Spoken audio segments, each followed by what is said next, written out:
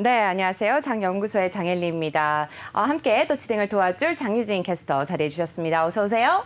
네, 안녕하세요. 캐스터 장유진입니다. 네, 또 오랜 또 대체 휴일을 또 함께 끼다 보니까 또 오랫동안 굉장히 많이 쉰 듯한 그런 느낌이 드는데요. 오늘 또 장연구소 또 준비된 내용 전해드리도록 하겠습니다. 우리가 또 쉬는 동안에 뉴욕 증시는 또 엇갈린 흐름을 보이면서 또 나스닥만 하락을 하고 S&P 500 지수와 다우지수는 또 굉장히 또 상승하는 흐름을 보여줬죠. 네, 맞습니다. 지금 3대 지수가 혼조세로 마감하는 모습을 보였는데요.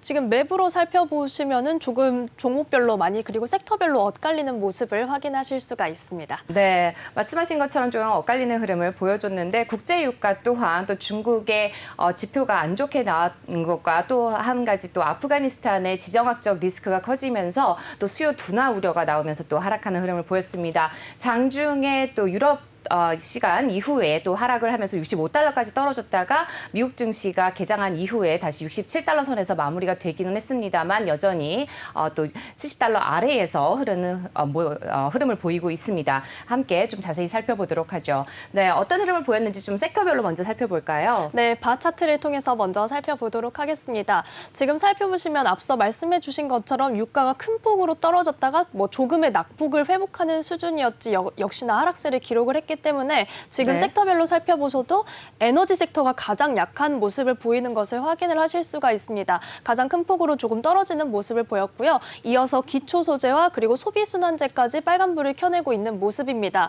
자주빛의 조금 그러니까 덜 빨간 색상도 있기는 하지만 11개 섹터 중에서 총 7개의 섹터가 약한 모습을 보였습니다. 네, 전반적으로 하락한 흐름을 보여줬다는 거 확인을 해보실 수가 있고요. 주간으로도 한번 살펴보면은 사실상 지난주에는 좀 좋은 흐름을 보여준 섹터가 이제 유틸리티와 또 소비, 네. 소비재 쪽이 있었죠. 네, 맞습니다. 이어서 산업 섹터도 조금 좋은 흐름을 보였고요. 지난주에는 아무래도 인프라 안 통과 이슈가 있었기 때문에 관련된 섹터가 조금 좋은 흐름을 주간으로 가져갔습니다. 하지만 아쉬운 흐름을 보인 섹터들을 확인하시면 소비순환재와 에너지 그리고 헬스케어까지 발견을 하실 수가 있는데요.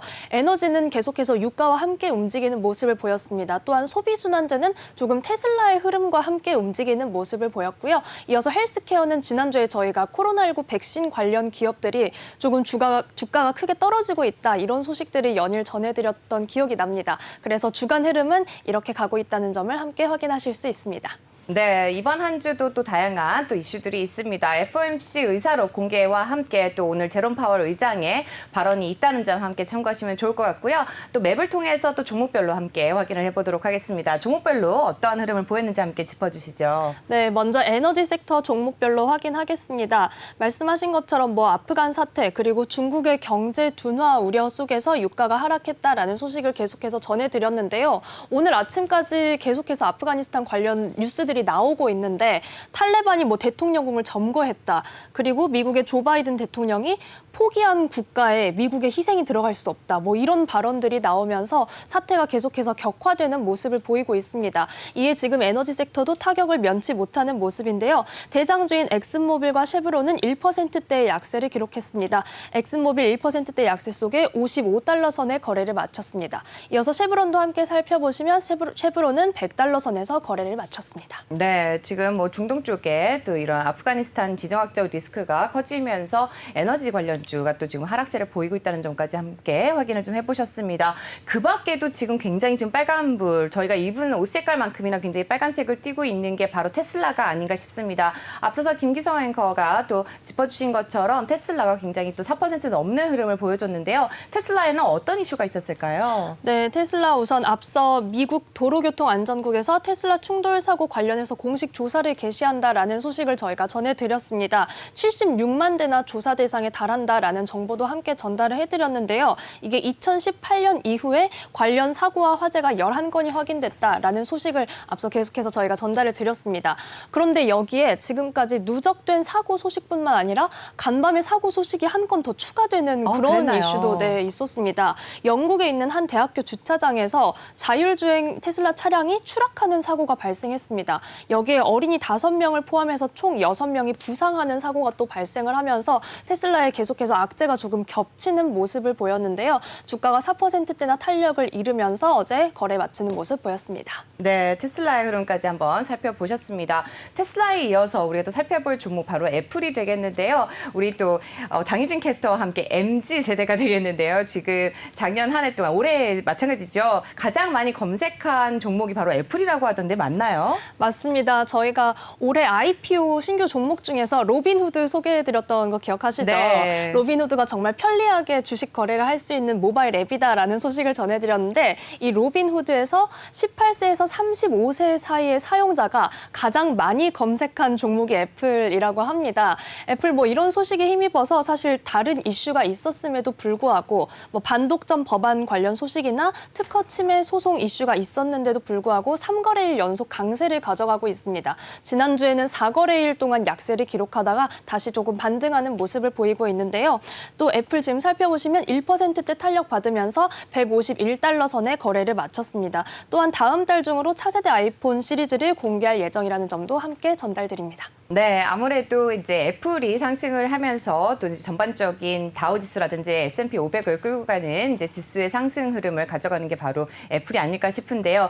그 밖에도 살펴볼 이제 우리 또 사이드를 보면은 파이낸스 쪽이 아닐까 싶습니다. 우리 금융주는 어떤 흐름을 보였는지 함께 좀 짚어주시죠. 네, 주요 은행주가 지금 붉은색 불을 켜내고 있는 모습을 확인하실 수가 있습니다.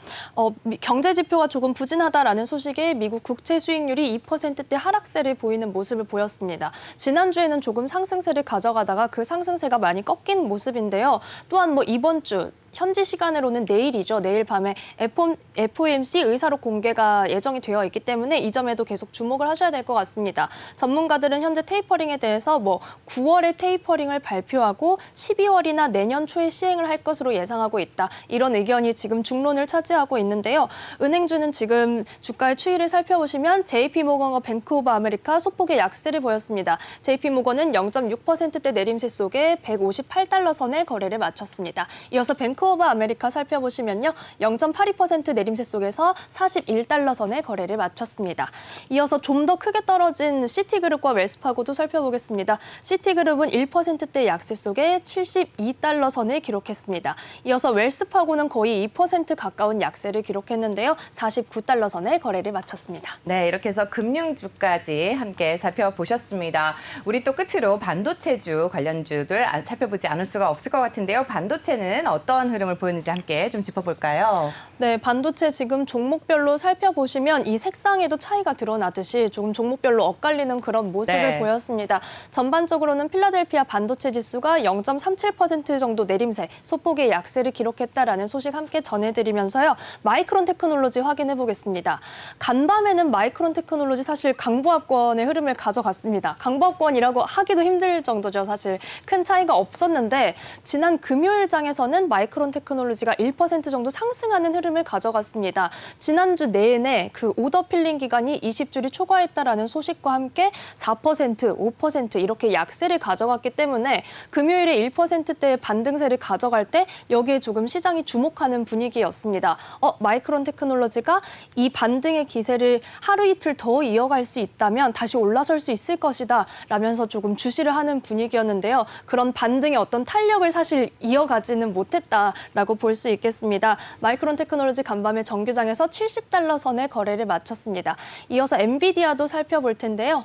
네, 엔비디아도 1%대의 약세를 기록하면서 여전히 200달러 선을 넘지 못하는 모습을 보이고 있습니다. 엔비디아는 지금 내일 밤이죠. 내일 밤에 실적 발표를 앞두고 있어서 저희가 아마 모레 장연구소에서 실적 관련 소식을 전해드리게 될 텐데요. 이에 앞서서 크레딧 스위스가 단기의 전망은 조금 신중하게 지켜봐야 하지만 장기적으로는 낙관적인 전망이다라고 평가했다는 점도 함께 전해드립니다. 네, 오늘 또 월마트의 주가도 또 나오게 된다는 점도 함께 참고하시면 좋을 것 같은데 오늘 로블록스 또 굉장히 많은 분들이 관심을 가지시는 만큼 로블록스와 홈디포도 함께 짚어주시면 어떨까요? 네, 로블록스는 지금 오늘 장을 마치고 나서 장 마감 후에 실적을 발표를 했습니다. 그런데 정규장에서도 조금 이 실적에 대한 어떤 아쉬울 거라는 기대감, 그런 예상, 우려가 있었는지 정규장에서도 5%대나 약세를 가져갔는데요. 지금 시간 외 거래에서도 4%대의 낙폭을 더하고 있는 모습입니다. 그래서 시간의 장에서는 75달러 선을 기록하고 있다라는 점도 함께 전해드립니다. 네, 홈디포는 어땠죠?